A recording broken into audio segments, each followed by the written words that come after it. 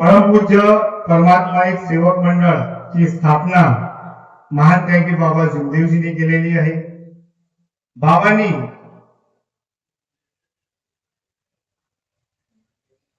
दीनदुबळ्या गरीब लोकांना हा मार्ग सोपवून दिलेला आहे।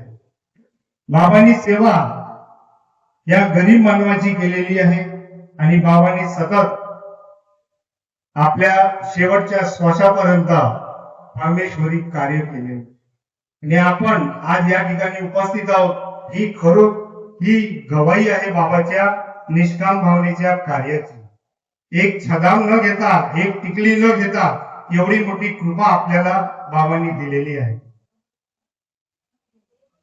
माझा एक छोटासा अनुभव सांगतो। आता पावसाळा गेला, त्या पावसाळ्यामध्ये आमचं नवीन संचालक मंडळ बसलेलं होतं। आम्ही मंडळामध्ये आतमध्ये भवनामध्ये थोडं पाणी आलेलं होतं, कारण की बाहेरचे पूर्ण रस्ते वगैरे ब्लॉक झाले होते। तर त्याच्यामुळं ते पूर्ण गटर ब्लॉक झाले असल्यामुळं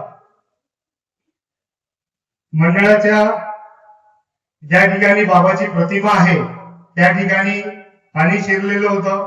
आम्ही ते पाहण्यासाठी नागपूर परिसरातले जेवढेही संचालक, अध्यक्ष, कोषाध्यक्ष वगैरे सगळे त्या ठिकाणी आम्ही गेलो होतो। माजी संचालक आपले जिप्पाटे साहेब सुद्धा त्या ठिकाणी होते।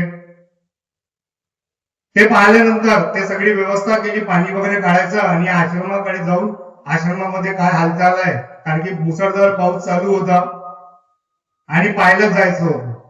तर अध्यक्ष साहेब, गायधनी साहेब, मी, आमचे प्रदीप दादा बोलदान, भागीराजी जिपकाटे, शरद लालजीवार, कीर्ती जिपकाटे, हे सगळे आम्ही गाडीत बसून निघालो। आश्रमात गेलो, आश्रमात थोड्या वेळ थांबलो। त्याच्यानंतर असं माहित पडलं की गोसीखुर्द म्हणून ह्या भंडारा जिल्ह्यामध्ये डॅम आहे, तर त्याचे 36 कपाट फुललेले असं माहित पडलं। मी पहिल्यांदा आजपर्यंत कधी गेलो नाही। मी साहेबांना म्हटलं आणि आमच्या प्रदीप भाऊलाही म्हटलं की बा त्याला आपण पाहून या, एकदा पाहून घेऊ, कारण की आजपर्यंत मी पाहिलं नाही आहे कसं काय बनलेलं आहे म्हणून। तर आम्ही त्या ठिकाणी गेलो, त्या गोसीखुर्द डॅम पाशी गेलो। तिथं जाण्याकरिता आतमध्ये जेव्हा गेलो, त्या डॅमच्या जवळ गेलो आम्ही, तिथे दरवाजे खोलले, तिथं जाण्याची परवानगी नव्हती, पण एक साईडला आतमधून एक रस्ता होता। त्या रस्त्यामधून जेव्हा आम्ही आतमध्ये गेलो, गाडी पार्किंग केली आणि उतरलो। या पलीकडून त्या पलीकडे जाण्यासाठी जो रस्ता बांधलेला होता, जो पूल होता, तो बंद होता। तिथे पाहिलं, थोड्या वेळ थांबलो, मग बाहेर निघाल्यानंतर अजून एक वाट रस्ता, चोर रस्ता असते की नाही, ती दिसली। त्याच्यामध्ये जेव्हा आम्ही आतमध्ये गेलो, साहेबांना म्हटलं की चला आतमध्ये जाऊन पाहू। तिथे गेल्यानंतर त्या पाण्याचा एवढा तुफान होता की समोर तिथे मातीजवळ त्या किनाऱ्यावर खूप मातीचा ढिगार आणि कचऱ्याचा ढिगार जमा झालेला होता। आता माझ्या मनात एक कल्पना निर्माण झाली, माझ्या मनात एक विचार, कल्पना म्हणता येणार, एक विचार निर्माण झाला। कारण की महान त्यागी बाबा जुमदेवजी जेव्हा गोव्याच्या दौऱ्यामध्ये गेले होते, मी ऐकलं होतं, पाहिलं नाही त्यावेळेस, मी खूप लहान होतो, पण मी ऐकलं आहे मार्गदर्शनामध्ये सोनकुसरे काकाजीकडून किंवा इतर मार्गदर्शकाच्या मुखातून की त्या समुद्राने बाबाचे पाय धुतले होते। भरभराटून तो आला आणि बाबाच्या पाय धुवून शांत निवांत चालला गेला। तर माझ्या मनात एक कल्पना, एक विचार निर्माण झाला की एवढं तुफान दिसतंय, एवढा पाणी एवढा उचलून राहिलेला आहे, हा येऊन आपल्या पायाजवळ येईल का, आज आपल्याला आंघोळ घालेल का, असा माझ्या मनात विचार। आणि आम्ही तिथे उभे राहिलो, काठाला उभे राहिलो, मी समोर प्रदीप, मी, शरद लांजेवार आणि सोबत कीर्ती, आम्ही समोरच्या लाईनीत, मागच्या लाईनीमध्ये जिप्पाटे साहेब आणि गायधनी साहेब वगैरे होते। अजून एक व्यक्ती होता, तो आला, आम्ही सेल्फी काढत होतो। आजकाल मोबाईलचा जमाना आहे, सेल्फी काढतात, चला आता इतक्या दूर आलो तर एक सेल्फी, एक फोटो झाली पाहिजे, तर सेल्फी काढली। पण एक लाट अशी आली आणि त्यांनी आम्हाला आमच्या टोंगऱ्यापर्यंत भिजवून ठेवली। हा फक्त मनातच विचार ठेवला होता, मी कोणाला सांगितलंही नव्हतं। पण नंतर ओले करून गेल्यानंतर हे सगळे म्हणतात की कसं काय ओलं झालो म्हणे, आपण ओलं व्हायला पाहिजे लवकर म्हणून. मी माझ्या प्रदीप दादांना सांगितलं की दादा, की माझ्या मनात विचार आलं होतं की बाबाच्या दौऱ्यामध्ये बाबांचे त्या समुद्राने पाय उठले होते, तर इथं आपल्या पायाला पाणी लागू शकतं का, हा माझ्या मनात विचार होता. आणि भगवंतांनी माझे विचार पूर्ण केले. एवढी जागृत शक्ती आहे, आपण विचार करू शकत नाही एवढ्या पलीकडे आहे. पण आम्ही अहंकाराने माजलेले आहोत, आम्हाला अहंकार जास्त आहे. मी करीन सो कायदा हा नियम आमच्या जवळ आहे. आज ही शक्ती जे प्राप्त मानते की बाबा जुमदेवजीने केलेली आहे, ही सर्वसाधारण नाही, जगातली जग चालवणारी ही शक्ती आहे, ज्याची ब्रह्मा विष्णू महेश साधना करतात. ती शक्ती बाबांनी प्राप्त केली आहे. डायरेक्ट करंट आहे आपलं, हे बाहेर हाय व्होल्टेजची लाईट जाते की नाही, 11,000 वोल्ट, तो करंट आहे आपल्या जवळ. फक्त कार्य करत आहे मानते की बाबा जुमदेवजीच्या शब्दावर. ज्या दिवशी बाबाचा शब्द सुटेल त्या दिवशी आपण एकही झटका सहन करू शकणार नाही. त्या शक्तीचा एवढा विश्वास ठेवला पाहिजे. काही लोकांनी, आयोजकांनी या मंचकावर मंडळाची मर्यादा तोडली, मंडळाच्या शब्दाचा अवलोकन केलं. आता मंडळ म्हणजे आम्ही 2 किंवा 10, 12, 15 व्यक्ती मंडळ नाही, आम्ही एकत्रच आहोत, 15 एकत्री आहोत म्हणून हे मंडळ आहे. आणि आपणही सुद्धा मंडळी आहात. पण हे असं व्हायला नव्हतं पाहिजे या मंचकावर. खैर, आता आमचे आदरणीय शेळगे साहेबांनी एक प्रश्न खूप सुंदर ठेवला की वर्धमान नगर का. मी एक गोष्ट सांगतो. आदरणीय स्वर्गीय निलकंठरावजी वाघ साहेब, वाघ साहेबाच्या अध्यक्ष असताना भरपूरशा ठिकाणी,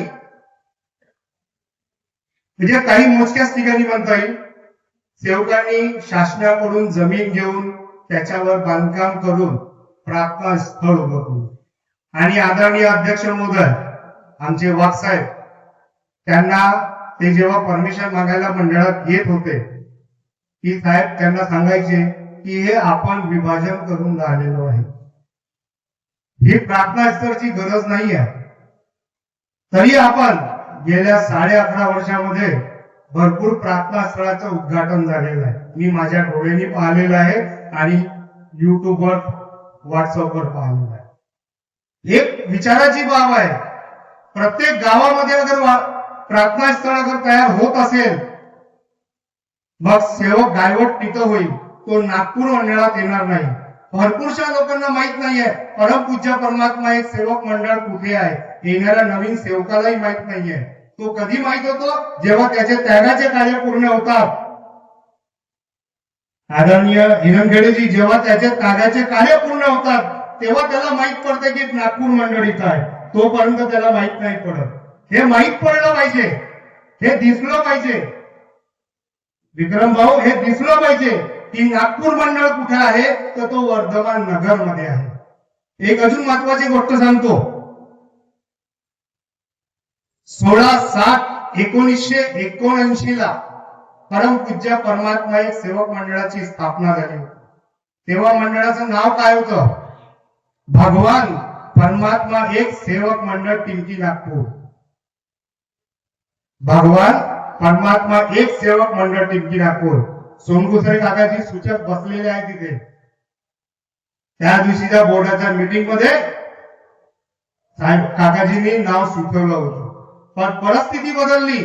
भगवानच्या ठिकाणी परमपूज्य परमात्मा एक सेवक मंडळ आलं. मग मंडळ टिमकी मधून वर्धमान नगर मध्ये आलं.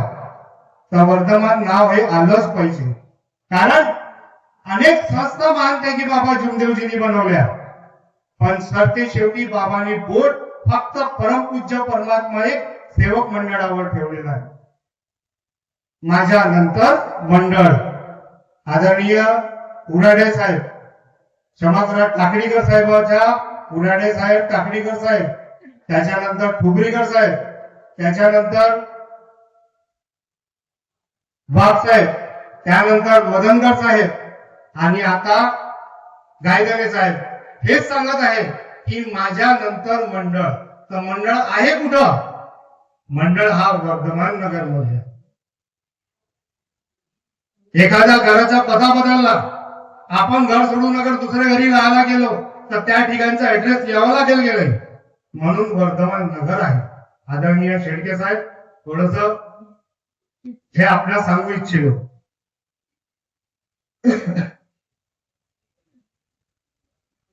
आणि साहेबांनी बोलता बोलता एक गोष्टही बोलली, आनंद वाटला त्या गोष्टीला, की आज कोणीही रवी कार्यक्रमाचे उद्घाटक आणि कार्यक्रमाचे अध्यक्ष आहेत म्हणजे प्रकाश पडेल साहेब. प्रकाश पडला साहेब गेल्या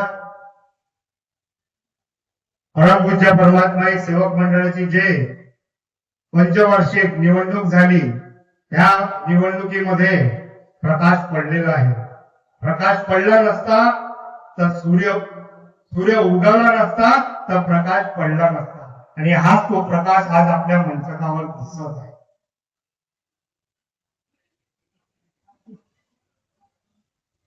बाबांनी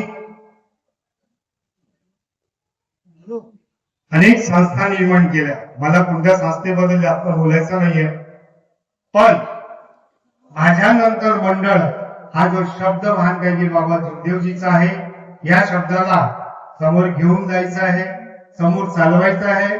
आणि परमपूज्य परमात्मा एक सेवक मंडळाला आपली सगळ्यांची सेवा लागली पाहिजे, सगळ्यांचे कार्य लागले पाहिजे, ही मी आजच्या प्रसंगी आपल्याला विनंती करेन. आणि आवर्जून एक महत्वाचं बोलायचं आहे, काही मार्गदर्शकाविषयी मला एक थोडस बोलायचं आहे.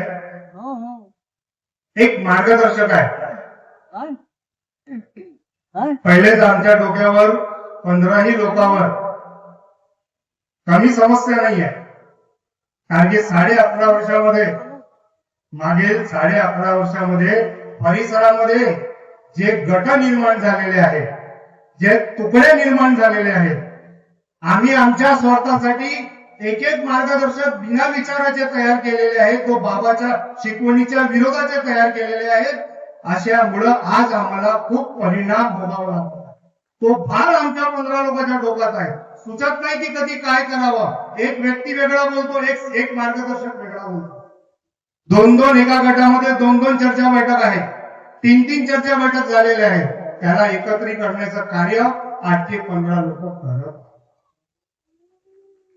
पण एक मार्गदर्शक आहे, ज्याला 22 जानेवारीला त्याच्या पदावरून निरस्त करण्यात आलं.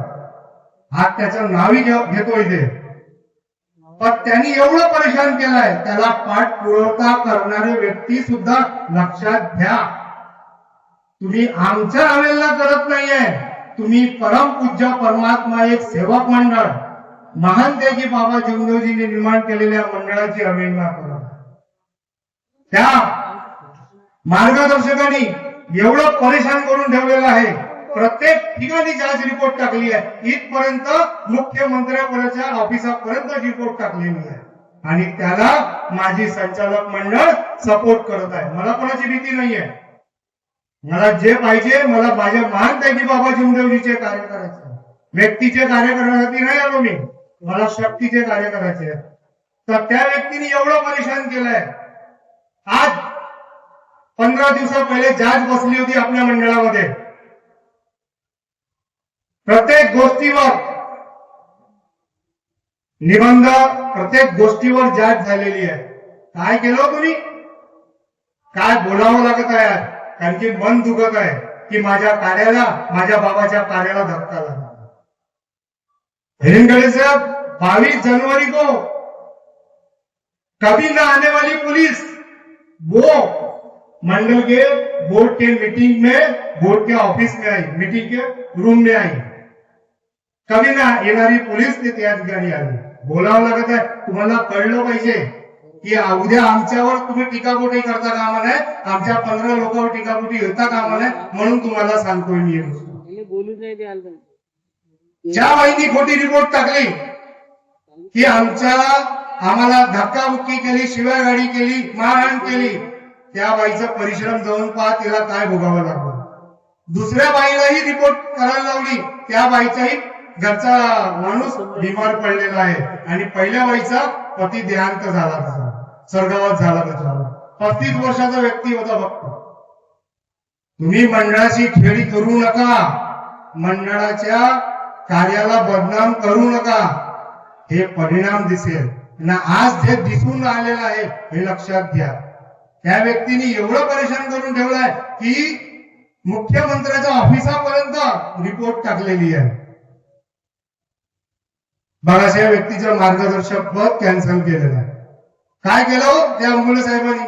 ज्यांना अधिकार आहे, बॉयलाज प्रमाणे त्यांना अधिकार आहे तक्रार निवारण करण्याचं, आणि त्यांनी तक्रार निवारण करून त्याच्या माणसाचं मार्गदर्शक पद निरस्त केलं. किती म्हणजे कोण्या ठिकाणी चाललोय आम्ही, कशा पद्धतीने आम्ही आमच्या मानव धर्माचा प्रसार करणार. मी परमपूज्य परमात्मा सेवक मंडळ अंतर्गत मार्गदर्शकांना हात जोडून विनंती करतो की बाबाच्या कार्याला कलंकित करू नका. बाबाच्या कार्याला टीकापोटी आली नाही पाहिजे, झाली नाही पाहिजे, याची दक्षता घ्या. आणि नसेल होत असेल तर पद सोडू शकता, पण बाबाच्या कार्याला वाईट दिशेने नेऊ नका. ही आजच्या कार्यक्रमाप्रसंगी मी आपणास विनंती करतो.